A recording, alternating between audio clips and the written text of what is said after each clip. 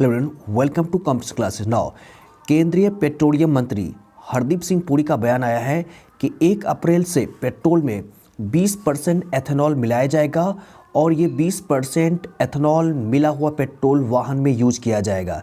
आखिर जानेंगे कि एथेनॉल क्या है और क्यों पेट्रोल में मिलाया जा सकता है और ऐसा करने से क्या फ़ायदा हो सकता है, इसको भी हम लोग इस वीडियो में देखने वाले हैं। साथ ही साथ जानेंगे कि केमिकली रूप से, रासायनिक रूप से पेट्रोल क्या है और एथेनॉल क्या है और कौन कौन से देश है जहां पर एथेनॉल से पूर्ण रूप से गाड़ियां चलती है या एथेनॉल का प्रयोग मिश्रित करके पेट्रोल में मिला करके गाड़ियां चलाई जाती है। इस पूरे चीज़ को हम लोग इस वीडियो में डिस्कस करने वाले हैं, सो प्लीज़ वीडियो को एंड तक जरूर देखिएगा। सबसे पहले इस पूर्ण खबर को देख लेते हैं जो केंद्रीय मंत्री का बयान है कि 1 अप्रैल 2023 से एथेनॉल वाला पेट्रोल, जिसको E20 पेट्रोल के नाम से जाना जाएगा, और इसको कुछ चुनिंदा जगहों पर शुरू किया जाएगा और 1 अप्रैल 2023 से ये शुरू किया जाएगा। हालांकि ये टारगेट है सरकार का 2025 तक पूर्ण रूप से 20% एथेनॉल मिला हुआ पेट्रोल जो है वाहनों में यूज किया जाएगा। तो ये खबरें यहाँ पर निकल के आई है। तो पहले हम लोग जानते हैं कि ये एथेनॉल रासायनिक रूप से है क्या। देखिए, वास्तव में जो एथेनॉल है एक तरह का अल्कोहल है जिसे पेट्रोल में मिलाकर गाड़ियों में फ्यूल के रूप में, ईंधन के रूप में इस्तेमाल किया जा सकता है। अगर रासायनिक रूप से बात करें एथेनॉल का, तो ये देखिए, आपको चूंकि ये न्यूज़ में है तो इससे इंपॉर्टेंट प्रश्न भी बनाए जा सकते हैं कॉम्पिटिशन एग्जाम में। तो इसका केमिकल फार्मूला होता है C2H6O। ये एथेनॉल है और एथेनॉल फ्लेमेबल होता है, ज्वलनशील होता है और कलरलेस होता है। तो ये है एथेनॉल। इसी एथेनॉल को मिश्रित किया जाएगा पेट्रोल में। तो अब समझिए कि पेट्रोल जो है वो रासायनिक रूप से क्या है।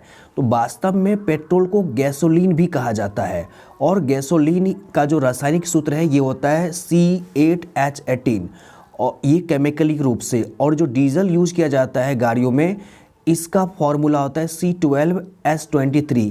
ये दोनों ही हाइड्रोकार्बन है और वहाँ पर अभी जो आपको बताया हमने एथेनॉल, ये भी हाइड्रोकार्बन है और ये हाइड्रोकार्बन अल्कोहलिक ग्रुप से जुड़ा हुआ है। तो इस तरह से अगर इसको मिश्रित करके उपयोग किया जाएगा तो निश्चित रूप से वह ईंधन काफ़ी ही अच्छा माना जाएगा। कहा जाता है कि अगर एथेनॉल मिला दिया जाता है तो जो पॉल्यूशन की समस्या है वो काफ़ी हद तक कमी हो जाती है। 35% कम कार्बन मोनोऑक्साइड निकलता है एथेनॉल मिला हुआ पेट्रोल से, तो बहुत फायदे की बात है। इतना नहीं, कार्बन मोनोऑक्साइड उत्सर्जन और सल्फर डाइऑक्साइड जो काफ़ी प्रदूषण माना जाता है ये भी कम हो जाती है। तो एथेनॉल काफ़ी कारगर सिद्ध होने वाला है यहाँ पर सरकार के द्वारा जो निर्णय लिया गया है।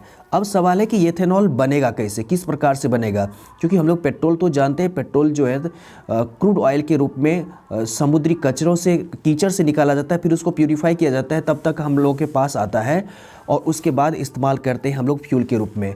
तो एथेनॉल सामान्य रूप से मुख्य रूप से जो है गन्ने के फसल से उत्पादन किया जा सकता है या इसी तरह के अन्य जो फसलें हैं इससे भी इसको सड़ा गला करके तैयार किया जा सकता है। तो ये बिल्कुल ही आसान सा हो सकता है भारत के लिए। और ज्यों ही अगर एथेनॉल मिलाया जाएगा 20%, तो इससे क्या होगा, जो पेट्रोल पर निर्भरता है, एक आंकड़ों के अनुसार अगर माने तो भारत 80% हिस्सा, तकरीबन 80% हिस्सा जो है दूसरे देशों से मंगाते हैं हम लोग पेट्रोलियम को।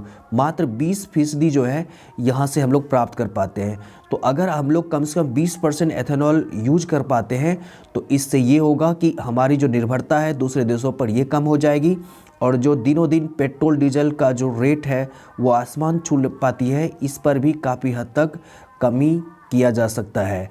आई होप आप समझ गए होंगे कि एथेनॉल क्या है और पेट्रोल में किस तरह से इसको मिलाया जा सकता है और इससे क्या फ़ायदे हैं।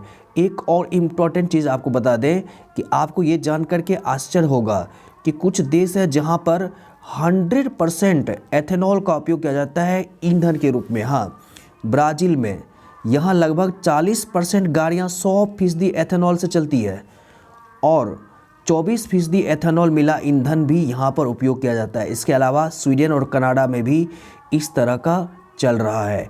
तो आप यहाँ पर बखूबी इस चीज़ को जान गए होंगे। ओके, ये था वीडियो।